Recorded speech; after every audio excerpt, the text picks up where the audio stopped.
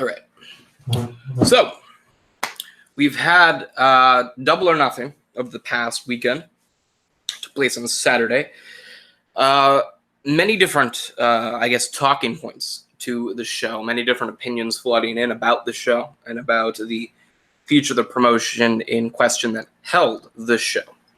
However, when it came down to response, it seemed to be extremely positive for the company.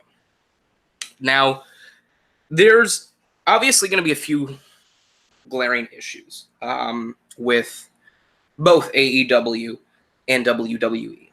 The success of one or the other will be largely determined by their response to that problem. If they continue to look at it as an issue that doesn't need a resolution, it's not that big of a deal, they just kind of shove it off and hope it falls by the wayside, that's a problem. That's that's how you do bad business.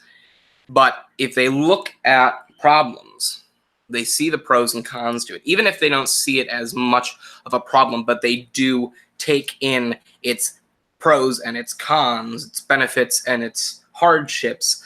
That is that's one of the ways to do it when it comes down to business. Now, obviously, for months before Double or Nothing, even in the day after, All Elite Wrestling was announced as an individual promotion with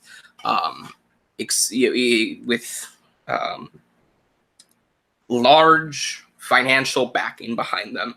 And at the time, a TV deal imminent, multiple shows imminent, the possibility of the best roster in the world, including that of WWE, including that of New Japan, including that of Ring of Honor. The topic of conversation for the past number of months has been, will AEW succeed? Are they going to beat the WWE? Is the WWE going to die? And I've said for years, there's a massive problem in WWE. And it's only gotten worse over the past number of years. I'm not going to sit here and go Double or Nothing was a perfect show, because it had its downfalls. It had its negatives, the same way NXT takeovers have their negatives, the same way Wrestle Kingdoms and Battle of the Super Junior tournaments and G1 climaxes have had their downfalls. All right, every promotion has their downfalls. It just takes a big audience to kind of point out those problems more often than just an independent company in the middle of Missouri. All right, and I loved Double or Nothing. I bought the show. I enjoyed the show. I watched the show again. All right. I liked the show. I loved the show. A lot of people loved the show. A lot of people that love WWE, diehard WWE fans, really liked Double or Nothing, had very little bad to say about it. All right. I can talk for ages about Double or Nothing. All right. I can talk for ages about how AEW is going to kill the WWE and take over the WWE soul, brother. But that is not going to be my approach here. All right, I'm going to answer two simple questions. Will AEW succeed? And is this the fall of WWE? You can make that the title of this little snippet if you want. So the answer to the former question is yes, probably. I think AEW would be a massive success. And is this the fall of WWE? No. However, I think the WWE will begin to slowly die. I do not think it will be because of AEW. Do I think that AEW will have a hand in the downfall of WWE success, taking away fans and showing a difference in storyline that a lot of people will actually prefer over WWE's, that of WWE's? Sure, that can always happen. But I think the WWE is slowly dying at its own hands, more so than AEW's. So let's answer the former question in depth. Will AEW succeed? Yes, most likely. I take that approach because every single executive, that includes the financial mogul of Tony Khan, that includes the wrestling legacy, torchbearer of Cody, and the the devoted wrestling fans with the mindset of what's new, what works, how long it'll work, and how long it can really be pushed as the forefront of the company in the Young Bucks. I think this collective group of geniuses with wrestling is what's going to bring AEW to succeed. I think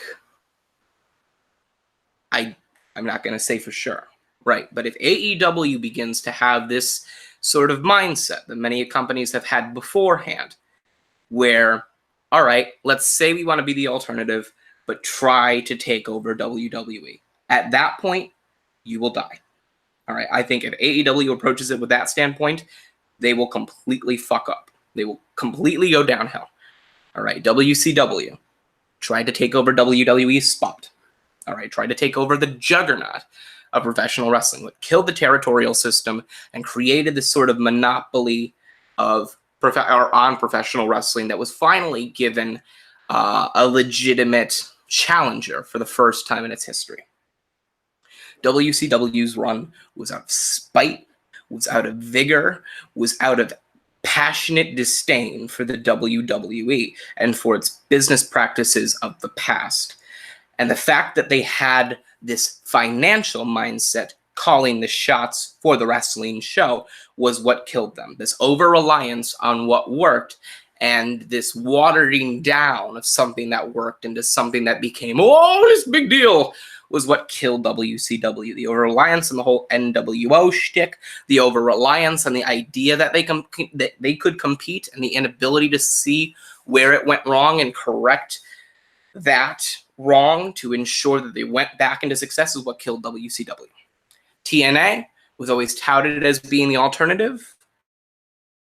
TNA was never going to compete with WWE because they were never content with being the alternative. They wanted the monopoly. They wanted to be the one to take down the juggernaut. And they filled where you could have a somewhat legitimate chance at taking down the WWE a few notches. All right. But the desire to be the number one company in the world is what killed TNA. This over-reliance on these wrestlers as tools, essentially, in the development of a house that rivaled that of WWE's, and everything from look and feel to structural integrity, right? Those wrestlers, the tools that they used were all rusty. They were all damaged. They were all bent and scratched and hurt. They weren't the prettiest of things. They weren't going to be displayed on the shelves at Lowe's, all right, or Home Depot, right? But those tools had done the job before. All right, so those tools had kind of gotten things rolling before. They had the name. Those tools were once on the shelves of Lowe's and Home Depot. Those tools once did repair damages that other tools couldn't. All right, those tools once were the best and man's best friend. It's his most reliable set of trustworthy pieces to fix something. All right, but by the time that they got them, they were rusty, they were worn down, they weren't pretty anymore, and they didn't do the job very well. All right, that's where TNA went wrong. All right, WCW saw the tools and just used them longer than they needed to for the wrong projects. TNA took those tools well after they were worn down and rusty, didn't have as much strength to get the big jobs done anymore, and ultimately everything began to fall apart. If AEW does that now, obviously if AEW took the guys that TNA did in 2010, that goes from using the rusty tools to just using them when they're broken into smithereens. That's not going to happen, right? But at the end of the day, if you approach something with a desire to be number one, and you don't let it happen naturally, you're going to fail. Nobody forces themselves into the number one spot. You need to understand that. All right, take USW, for example. When they launched in 2013, rebranded from WOW to USW, right? They didn't have me. They didn't have a lot of the guys from WOW that just decided to not be a part of something bigger than just the simple armory shows they really wanted to do instead of this big, phenomenon, right? Once they rebranded, they didn't focus on being a big company. They focused on taking their market and making the most of it. All right, they focused on ensuring that their market was familiar with their product, that their market enjoyed their product, that their market liked their product, that their market found something within their product that they could enjoy, thoroughly enjoy, right? And eventually, word of mouth spread, and that product became bigger and became more known. They had more backing. They struck a deal with BBC Sport. They struck all these other international cable deals. They had their own USW intake service. All right, they were on top of the world. They took the massive leap to go over to Chicago. It worked out. Now they're holding a show in San Diego. All right, in Chicago, it was very advertised. People got to buy the pay-per-view extremely easy. Didn't need to know what USW intake was. It was right there on pay-per-view. All right, so they had that market there. Now everybody's aware in Chicago and Illinois about what USW is. They let it happen naturally. They didn't just go in guns a-blazing, pew, pew, pew, pew, pew. We're a big guy. You need to look at us like a big guy. We're not a guppy. They prove themselves as consistently great in storytelling and so on and so forth. Now they have a bigger audience, and so the overwhelming issues of intensity and severity serving as more of a storyline progression show than a wrestling show, and the fact that a lot of the storylines tend to become so predictable that while it is enjoyable to watch, you can kind of understand where it's going and it's no longer fun. Those glaring issues are now more apparent as the audience has grown and more people recognize those problems. All right, but USW is a great example of not forcing yourself into the top spot, in the top position, and just doing what you do best, putting on your best show, regardless of what anybody else, what WWE or TNA at the time, or New Japan or Ring of Honor was putting on. They put on their show. They put their best product towards their audience. They didn't focus on taking everybody else's audience. They focused on growing their audience and ensuring that their audience made sure that other people would grow towards watching USW and essentially grow USW's audience. They let it happen naturally. They were patient. They let it progress like a fine wine. All right. AEW needs to look at this as being the alternative. Fuck what WWE is doing. Do your own thing. Push forward your own show. Having wins and losses matter. Having it be more of a sporting sort of presentation than an entertainment-like presentation. Having your weekly shows be wrestling-orientated instead of storyline-orientated. Having fewer pay-per-views within a year, unlike the 20 that USW has, and I think the 12 or 13 that WWE has, and so on and so forth. Have like 3 or 4 pay-per-views a year, making sure that they're affordable, making sure that they're enjoyable. That is what's going to help AEW succeed. If they want to take down WWE, you won't. All right, because at the end of the day, you can't force yourself to be number one. You need to do your best. You need to put your best foot forward, and eventually the support will come in, and those supporters will make you number one. You will not force yourself into the top position. That's what killed WCW. That's what killed TNA. And if AEW goes in with that mindset, that's what will kill AEW. Now, the latter question of, is this the fall of WWE? I think, yeah, the WWE is absolutely in a fall. I don't think it's because of AEW, but think about this. All right, their talent from NXT. Where is it largely cultivated? Sure, Velveteen Dream. He's a guy that was built.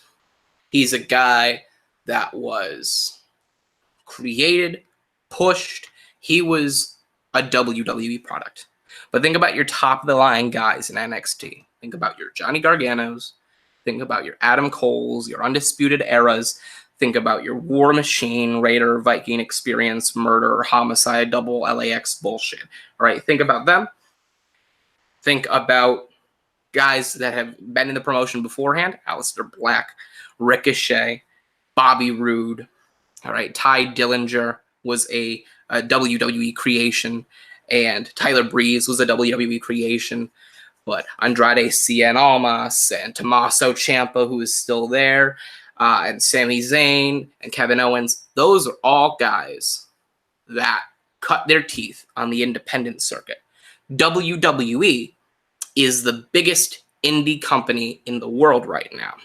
They're completely built on the stars other people have created. And think about it this way. What are indie shows, your Northeast Wrestlings, your MLWs? What are those shows built off of? Stars from other companies. What is WWE's, at least NXT brand, built off of? What are they promoting as the future of the company? Other people's stars. Other companies' stars. And there is the first problem. The second problem with that whole process is it never works. You can't tout these guys as the future of the company when you don't watch them. All right? And the problem that I've stated many times before is that the WWE brings in all of this talent, amasses all of this talent, and stocks up and keeps them hidden, keeps them contained until they want to use them. Right? They have this abundance of star power just so other companies can't play with the toys. Right? They have all this star power and do nothing with it. Think about how damaging that is in the long run. Right? I'm a guy, financially, professionally, romantically, I like looking in the long term. Right? Taylor and I didn't move in together until after a year of being together. Why? Well, because we worked together. We always saw each other. But at the end of the day, if something fell apart, right, one, most likely me, would have to find another place to live, a second option that wouldn't have been needed maybe a week prior, right? Think about everything in the long term, no matter how emotionally charged or passionate you are about it. And Taylor and I are very passionate. Wink, wink, nudge, nudge. But think about it this in the long term. NXT cultivates this talent from the indie scene and puts them onto the main roster, then they do nothing. So that's where it stops. Think about it this way now. Now that those stars have failed to do anything, they need to bring in another star. That guy goes nowhere. So they bring in another star to fill in the void those last two guys have done, and he does nothing. The fourth, and he does nothing. The fifth guy wanted his release. All right. Sixth guy died. All right, great. Seventh guy, and he did nothing. All right, eighth guy, hey, 24/7 champion. Oh, there he goes. That is WWE's process. They create no stars, and the guys that they do bring in, they do nothing with. So the problem here is the fact that their audience are seeing these same guys over and over and over again, and they don't watch because they saw the same thing last week, the same thing 2 months ago, the same thing 4 months ago. All right, not even a different story, the same fucking story, the same people, same show, same colors, same ring ropes, same stage setup. All right, same everything. They've seen it before. They don't watch it again. They know exactly how this ends. They know exactly how this is gonna go. All right, so they don't watch because they've seen it all before. And the WWE can't do anything about that because they don't have any new guys to take over the fucking rings. All right, they're Sami Zayn's, they're Kevin Owens. They're always losing to Roman or Braun or Brock. All right, and then when you bring up an Aleister Black or a Buddy Murphy, they're just stuck on WWE.com cutting these nonsensical promos that have no influence and no impact because they don't show up to fight. You have these guys like Ricochet. There's a TV match and then he's gone. All right. These tag teams, don't get me wrong. This WWE's biggest problem is not jumping on what works. Tag team wrestling right now works. It would be the most profitable thing, more profitable than Roman, more profitable than John Cena, if they took the approach to tag team wrestling that works. They don't. They allow that trend to sail, and they'll probably do something about that trend after it's dead, if they live that long. But tag team wrestling means nothing. B team, where the fuck are they? The Viking Experience? Where the fuck did they go? All right, what happened to AOP? All right, the Revival want out, and now they're shaving each other's backs or something? I don't know. I haven't watched Raw in like 4 weeks. All right. All these tag teams, you had Aleister Black and Ricochet being built up. Well, completely on separate brands. Sanity, they had, maybe 3 times they said hello and then left? Then they were gone. One of them got released. Another got sent to NXT. Where the fuck is Eric Young? And Nikki Cross is doing her own thing, I guess. You're fucking Fandango and Tyler Breeze. Fandango keeps getting hurt. Tyler Breeze just got shipped back to NXT, and now he wants out. At least that's what the report is. You have all these stars that you do nothing with. All right, and you can't solve the problem of the same old, same old. Ratings are going down because everyone's seen the same thing before. Roman versus Drew for the 84th time. Dolph Ziggler versus Roman for the 14th time. Miz versus fucking, I don't know, fucking Hunico, right? You see that for the 31st time. And you can't solve that problem. You can't solve that crisis in the ratings because you have nobody else to place in. All right, so that process does not work. All right, now you have a shitload of talent that used to fucking bombard the indie scene. It's nothing more than a bingo hall. Now people want to go to the indie scene, all right, because the indie scene is much more profitable than WWE. They've made their money, and now time to just do their own thing. Women's division, it's fucking nothing. Fuck the women in WWE. They don't get anywhere because the company doesn't let them. This whole women's revolution thing, it was never anything more than just a PR stunt to get the Bellas forward in the progressive storyline. All right? And how did that fucking turn out? Right? Nikki Bella's like opening up her legs to a dancer or something like that. And where the fuck is Brie? I don't fucking care. But who the fuck knows?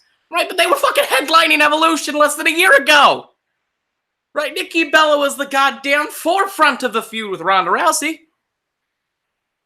Now where is she? That was Cena. It was some other fucking bloke from, I don't know, some NBC dancing show. Dancing with like the moon or something. I don't fucking care.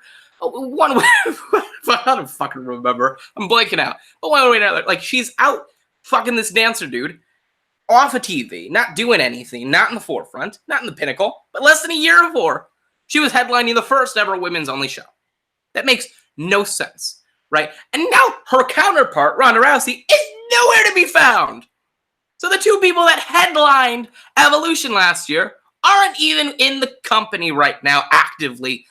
Less than a year later, just over half a year later. Blasphemy. And that's a problem, all right?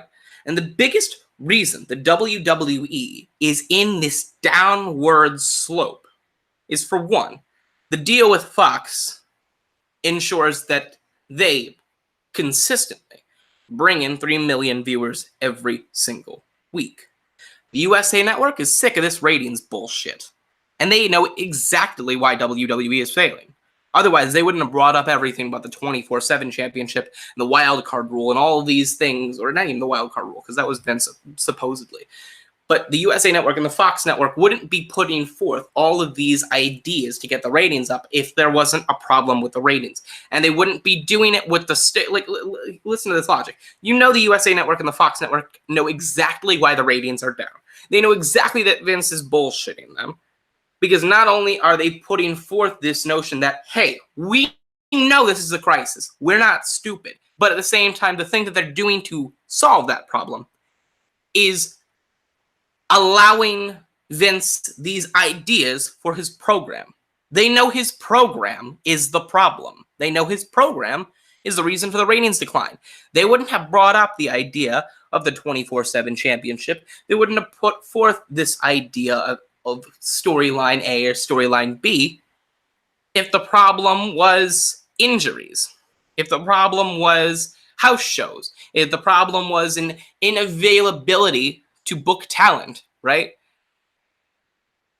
They're bringing up these ideas for storylines because they know damn well that Vince is bullshitting them, and he sees right through they see right through his teeth, and they know exactly what the problem is. The product. So they're aiming to work on the product. The USA Network and the Fox Network, two big companies, global entities, built on nothing but money, money, money, money, money, care more about Vince's product than Vince himself. They wouldn't, again, the third time, they wouldn't have brought up the 24/7 championship or all these other ways to fix the product if they didn't know Vince was lying and that the product was actually the real reason for the decline in ratings. Can't push that forward enough. The problem with WWE's downfall is that the ratings, the product, their product is no longer desirable. I just mentioned it a few minutes ago. They're not jumping on the trend that is tag team wrestling. Tag team wrestling is all the rage. All right. USW has the same kind of problem as WWE. The only difference is they actively promote the tag team division. The big problem there, though, is that the Marvelous Fernandez is suspended, but the Marvelous Brothers in Arms, MP45, before Call to Greatness, nowhere to be found. Where the fuck are the New Northern Lights? The Promised Land, or where the fuck are the Promised Land? All right, the Wine Cellar. Dude, they just jobbed to Ezra Hills and Benny Franklin. All right, now Ezra Hills and Benny Franklin are the goddamn tag team champions. Like, at least when it comes to USW, the tag teams, they're actively shown, and the tag team division is actively promoted. The WWE doesn't give a fuck about tag team wrestling. And it's all the rage. USW makes the strides to promote it. WWE does not care that it's the trend. All right? They don't jump on that trend. That whole sector of the product is stale. Wrestlers want to see championships treated like prestigious belts, all right? And not even belts, prestigious trophies of sorts. New Japan really set this in motion, even for the casual fan. Championships are meant to be this thing you hold above everyone's heads because you earned it, right? Because you are the top guy. That's what that belt shows. You're the top guy of that division, of that section, of that contendership, that division, right? You're the top guy there. But you give the belt to Brock, and you give the belt to Jinder Mahal, and the United States Championship switches hands more than the hardcore title did in the midst of the 24/7, era, right? I can't even stress that enough. The fact, swig of coffee, my bad. The fact that the championships feel just like a belt. And Vince is, never call the titles a belt. They're titles. They're not belts. They're prestigious. Well, you treat them like dog shit. I mean, you could give me a fucking belt made of Twizzlers, and that shit would be more prestigious than the Universal title, even without a fucking contender. I could have that motherfucking Twizzler belt sit on my wall for 14 years, and that title will be more valuable than the Universal title was in its entire lineage within just 3 weeks. That's your Universal title. That's your main Raw title. Your title for your flagship show. The title that you have main event more than your actual world title means nothing. All right? It's not a curse. It's fucking bullshit. That is another big downfall. The fall of WWE is coming from WWE themselves, eating themselves away from all the trends. Tag team wrestling is big, so they ignore it. It's like the Giants, and if you're not a football fan, skip to 20 seconds ahead. The Giants took Daniel Jones this year in a draft littered with edge rushers, which they need. And last year was the year to take a quarterback, but they took a halfback. They passed up on that opportunity. Now it was the time to take an edge rusher. They passed up on that opportunity. And even Dave Gettleman himself went, well, Daniel Jones sit for a few years, then I'll start. Well, why not draft a quarterback next year? What the fuck is the point of drafting him this year? You had Josh Allen on the board. The Giants failed to capitalize on the opportunities. They failed to capitalize on the trends. They failed to see what was right in front of them. The WWE is failing to see what's right in front of them. Tag team wrestling is a big thing. Storylines are a big thing. Championships meaning something are a big thing. Performers people can rely on to put on a great show week in and week out, make the cost of their ticket worthwhile, make the cost of what they paid to watch a pay-per-view worthwhile, the product you put forward. You're fucking up in every single direction. And the WWE's main problem is the idea that they are untouchable and they're immune from collapse. Because let me make it clear. The second you begin to think, I'm untouchable, I'm immune from dying, is the second your life becomes the plot line for Final Destination. The second you begin to think, there's no way I can die, is where you are in danger of complete fiery demise. More so than any other time in history. You're not untouchable. And the fact that the WWE is treating their business the same way Blockbuster did is very telling. It is the evolution of business, is what I like to call it. A company comes in, no matter what company it may be, no matter what industry it may be, no matter how big they may be. Take Kodak for an example. They've been dying it. They were along for a long time. They were around for a long time. Right? And the WWE is in the evolution of business kind of chart. A business serves its market, the product that its market consumes, until someone else comes along and serves that product better than the original company. People notice that, and the market switches to that. It's better, it's bolder, it's bigger, it's more enjoyable, more long-lasting, and it's not long until Company A runs out of market because Company B absorbed it all and are forced to close down because they can no longer operate profitably. WCW and WWE fought that same war. They were both Company A, and then WWE beat them out. They became Company A. They've been serving this product to their market for years. Market that keeps going stale. And then TNA came along, Company B. The difference is Company B kept fucking over their audience by giving them what they didn't want. So people would go, the market would go immediately to TNA and then immediately leave because they knew, oh, nope, back up. With AEW, they're seeing, hey, they care about the product. They care about the wrestling. They care about the championships. They care about the tag teams. They care about the trends. They care about what I want to see. They're actually listening to concerns. They're not treating it like I have no voice. The market will start going to AEW because AEW wants to be an alternative. They're not going, hey, come over here. They're just doing their own thing.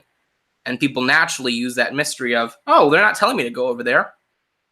They just go over there and check it out, right? And they go over to AEW, and they go over to what they want to see, what they want to check. Maybe it's new, it's fresh, talked about. And that market begins to leave in droves because AEW keeps showing that there's a product other than WWE that is 10 times better than what WWE confines their audience to. So that following goes to AEW because there's a company that came around and served a product to the market better than WWE did.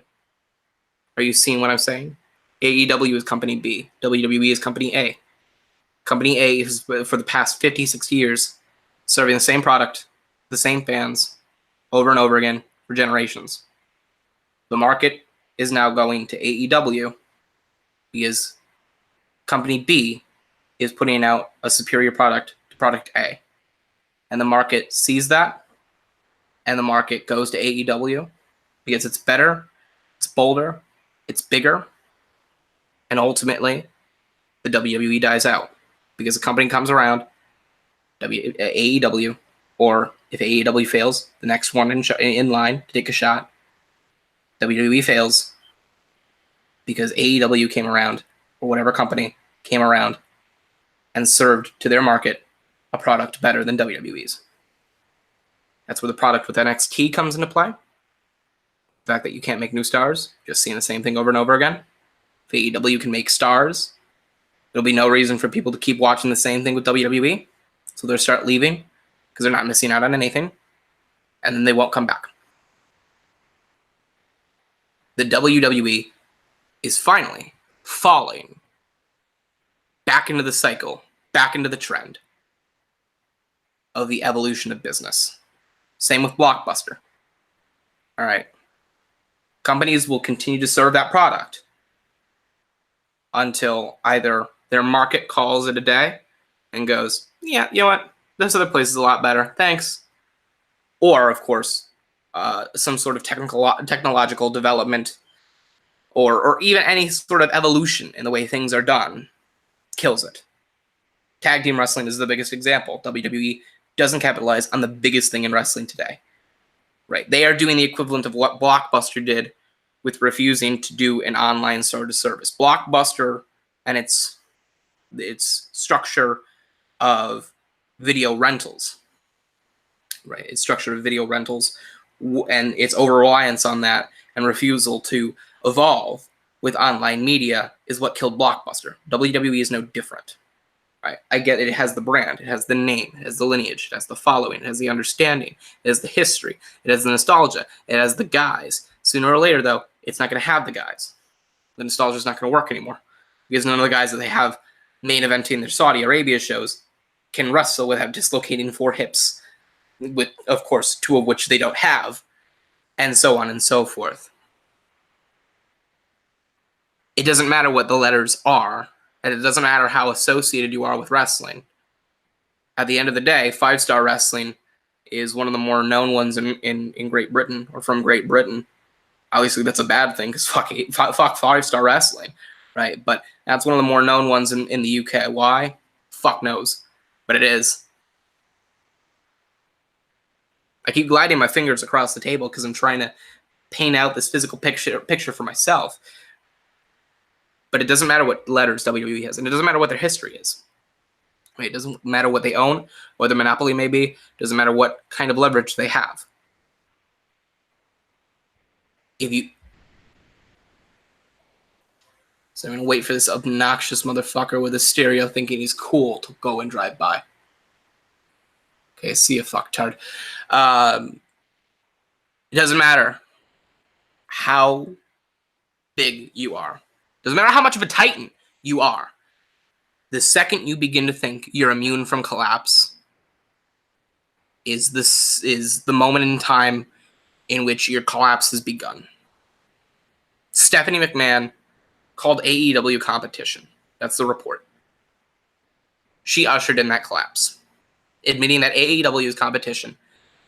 And AEW does what WWE does not. And if your competition does what you do not, if your competition takes advantages of trends that you don't, you're going to die.